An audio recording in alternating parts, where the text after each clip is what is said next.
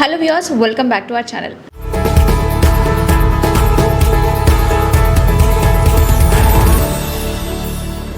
IAS, IPS, IFS అంటే వీటిలో ఏదైనా జాబ్ కొట్టాలి అని చాలామంది యూత్కి ఒక ప్రెస్టీజియస్ డ్రీమ్ ఉంటుంది కదా.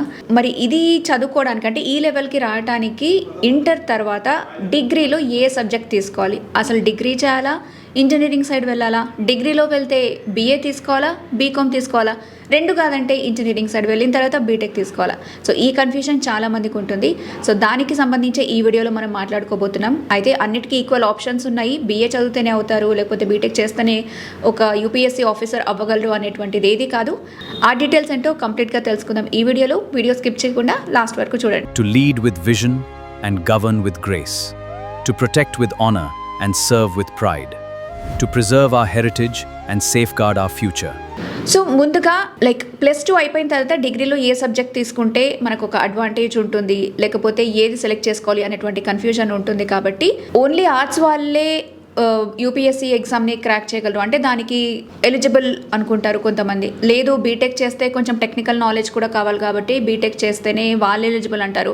బీఏ బీటెక్ కాకుండా బీకామ్ చేసిన వాళ్ళు, అంటే ఎకానమీ కామర్స్ రిలేటెడ్ ఇన్ఫర్మేషన్ కూడా తెలిసి ఉండాలి కాబట్టి యూపీఎస్సీ చేయాలి అనుకునే వాళ్ళకి అది చదివితేనే దానికి అవకాశం ఉంటుంది అనుకుంటారు. అయితే ఇది కేవలం ఒక మిత్ మాత్రమే.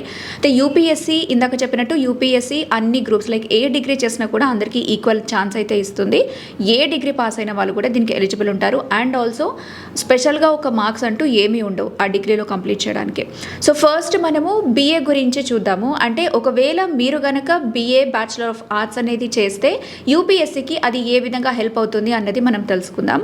సో మనకి మెయిన్గా బీఏలో మెయిన్గా వచ్చే సబ్జెక్ట్స్ ఏవైతే ఉంటాయో, ఒకటి హిస్టరీ, ఒకటి పాలిటిక్స్, ఇంకోటి జియో అండ్ ఎకానమీ. ఇవి చాలా కామన్ సబ్జెక్ట్స్. సో వీటి వల్ల అడ్వాంటేజెస్ ఏంటి అనేసి అంటే జిఎస్ 1 to 3 కవర్ అవుతాయి. అంటే సిలబస్ మనం చేసేటప్పుడు ఈ జిఎస్ 1 to 3 అనేది కవర్ అవుతాయి. అలాగే దీన్ని ఒక ఆప్షనల్ సబ్జెక్ట్గా కూడా మనం తీసుకోవచ్చు.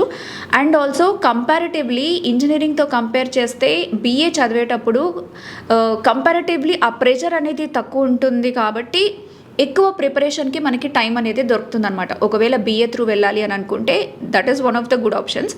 సో టైం ఎక్కువ ఉంటుంది, ప్రెషర్ తక్కువ ఉంటుంది. కాబట్టి ఒకవేళ మీకు యూపీఎస్సీ మాత్రమే మీ గోల్ అనుకుంటే మీరు బీఏ తీసుకుంటే సరిపోతుంది. నెక్స్ట్ వచ్చేసి బీటెక్. సో బీటెక్ తీసుకుంటే ఏ విధంగా హెల్ప్ అవుతుంది యూపీఎస్సీ దానికి అనేది కూడా మనం చూద్దాము.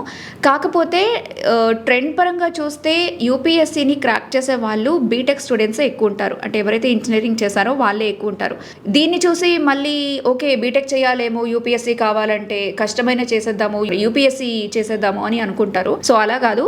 అయితే బీటెక్ అనేది మనకి ఎలా అడ్వాంటేజ్గా ఉంటుంది అన్నది మనం చూసుకుంటే, బేసికలీ మనకి ఇంజనీరింగ్ చదువుకునేటప్పుడు మ్యాథ్స్ అండ్ రీజనింగ్ అనే దాని రిలేటెడ్ సబ్జెక్ట్స్ ఉంటాయి కాబట్టి ఆ లాజికల్ థింకింగ్ అనేది కొంచెం ఎక్కువ ఉంటుంది. సో ఆ విధంగా అది హెల్ప్ అవుతుంది అనమాట.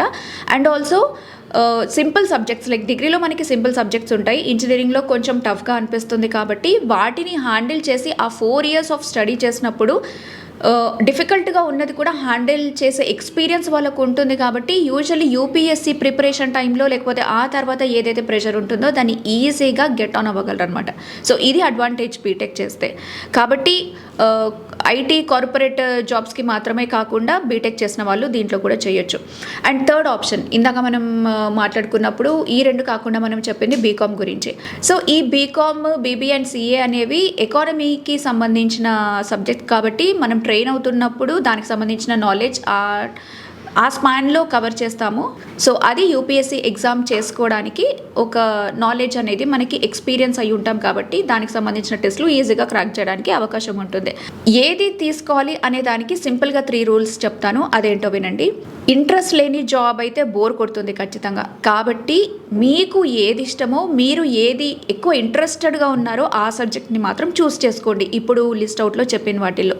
అండ్ ఇన్ కేస్ యూపీఎస్సీ ఒకవేళ క్రాక్ చేయలేకపోతే తర్వాత ఇంకో ఆల్టర్నేట్ ఉండాలి కాబట్టి మీరు ప్లాన్ బిని కూడా రెడీగా చేసి పెట్టుకోవాలి. లేదు ఖచ్చితంగా నేను క్రాక్ చేస్తాను అని చాలామంది అనుకుంటారు, అలానే ప్రిపేర్ అవుతారు, అలానే అటెండ్ అవుతారు, హోప్తో కూడా ఉంటారు. కాకపోతే ఈ యూపీఎస్సీని క్రాక్ చేయడం అనేది ఎంత డిఫికల్టో అందరికీ తెలుసు. సో అనుకోగానే వచ్చేది కాదు, అది డెఫినెట్లీ మన లక్ని బట్టి కూడా ఉంటుంది, ఎందుకంటే కాంపిటీషన్ ఎక్కువ ఉంటుంది, కొన్ని వేల మంది దీనికి అటెండ్ అవుతూ ఉంటారు కాబట్టి కాంపిటీషన్ని దాటుకొని వెళ్ళడం అనేది కొంచెం చూసుకోవాల్సి ఉంటుంది. కాబట్టి ఒక ప్లాన్ బి, ఒక ఆల్టర్నేట్ జాబ్ కోసం ప్లాన్ బిని కూడా మీరు సెట్ చేసి పెట్టుకోవాలి. అండ్ ఆల్సో ఆప్షనల్ ప్లానింగ్, దీనికి వచ్చేసి డిగ్రీ సబ్జెక్ట్నే యూపీఎస్సీగా ఆప్షనల్గా ప్లాన్ చేసుకోండి. అంటే ఒక 50% బర్డెన్ అయితే మీకు తగ్గుతుంది. సో ఫైనల్గా నేను చెప్పొచ్చేది ఏంటంటే డిగ్రీ అనేది ఏ కెరీర్కి సంబంధించిందైనా ఒక ఎలిజిబిలిటీ మాత్రమే. అండ్ ప్రత్యేకంగా మనం ఈ యూపీఎస్సీ గురించి మాట్లాడుకుంటే ఇది ఒక ఎలిజిబిలిటీ, ఏది ఉన్నా పర్లేదు. సో లేటర్ ఆన్ మీరు ఎలా ప్రిపేర్ అవుతున్నారు ఏంటి అనేది మాత్రం మీరు అంటే మీ సిన్సియారిటీ ఎంతవరకు ఉందో అదే మీ జాబ్ని, మీ కెరీర్ని డిసైడ్ చేస్తుంది. సో ఈ వీడియో మీకు నచ్చిందని అనుకుంటున్నాను, ఖచ్చితంగా హెల్ప్ఫుల్గా ఉంటుందని అనుకుంటున్నాను. సో చాలామంది యూపీఎస్సీ ఆస్పిరెంట్స్ ఉంటారు, వాళ్ళు కన్ఫ్యూజన్లో కూడా ఉంటారు, ఏ డిగ్రీ తీసుకోవాలి, ఏది హెల్ప్ అవుతుంది అని. తప్పకుండా ఈ వీడియోని వాళ్ళతో షేర్ చేయండి, వాళ్ళకు కూడా ఒక క్లారిటీ వస్తుంది. సో మరొక వీడియోతో మళ్ళీ కలుద్దాం.